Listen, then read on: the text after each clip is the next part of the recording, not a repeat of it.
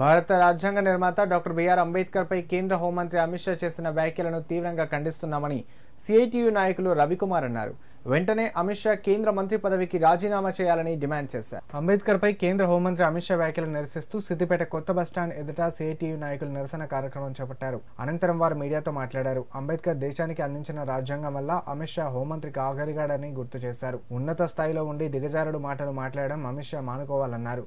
ఇప్పటికైనా తన వ్యాఖ్యలను ఉపసంహరించుకొని క్షమాపణ చెప్పాలని డిమాండ్ చేశారు. లేని పక్షంలో సిఐటియు ఆధ్వర్యంలో ఉద్యమం తప్పదని హెచ్చరించారు. ఈ కార్యక్రమంలో సిఐటియు నాయకులు గోపాలస్వామి, మహేష్, చందు, కోయిల పాల్గొన్నారు.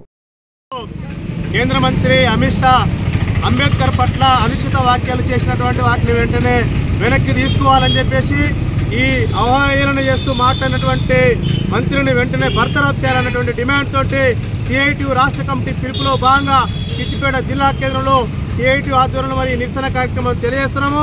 ఇప్పటికే మరి భారత రాజ్యాంగాన్ని రచించినటువంటి బాబాసాహెబ్ అంబేద్కర్ పట్ల అనుచిత వ్యాఖ్యలు చేసినటువంటి మరి అమిత్ షా ఎవరైతే ఉన్నారో ఇప్పటికీ సమాజానికి క్షమాపణ చెప్పాలి, మంత్రివర్గం నుండి బర్తరఫ్ చేయాలని చెప్పేసి ప్రధాన డిమాండ్ చేస్తున్నాము.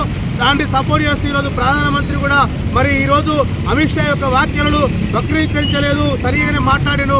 ఈరోజు కాంగ్రెస్ వాళ్ళు వక్రీకరించి మాట్లాడుతున్నారని చెప్పేసి జోషన్ చెప్తున్నటువంటిది వక్రీకరించేటువంటి మాటలు మీరు వక్రీకరించారు. ఈరోజు మరి దేవుని భుజించండి పుణ్యమైన దత్త అని చెప్పేసి సాక్షాత్తు నిండు పార్లమెంట్లో మాట్లాడినటువంటి అమిత్ షా వ్యాఖ్యలు మీకు కనబడలేదని చెప్పేసి ప్రధానమంత్రి నరేంద్ర మోడీని మేము ప్రశ్నించాల్స్తున్నాము.